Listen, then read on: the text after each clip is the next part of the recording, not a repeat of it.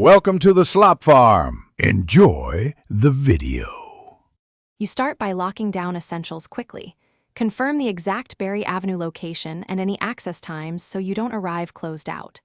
Once that's set, gather minimal gear, phone, ID, gloves, and a small light because you'll need dexterity and visibility.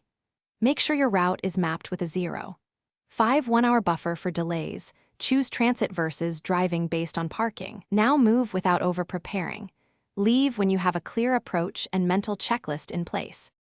Once on Berry Avenue, assess the surroundings and pick a safe spot to place one hand, scan for hazards, loose surfaces, and people so you don't startle anyone. Move in close with balanced posture. Keep knees slightly bent and transfer most weight to your feet while you reach. Use the hand closest to the target for stability. If you're touching property or a person, state your intent briefly so expectations are clear. This controlled, communicative approach reduces risk and speeds completion. To finish, verify that your hand is placed securely by testing with a gentle pull or short pressure so you know it's stable. This explains why you balanced weight earlier. Once satisfied, document the moment with a quick photo or timestamp note so you have proof and context.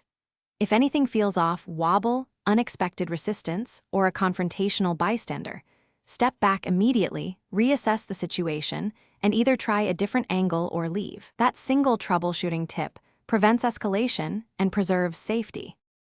Thanks for watching. Consider subscribing if we helped you today.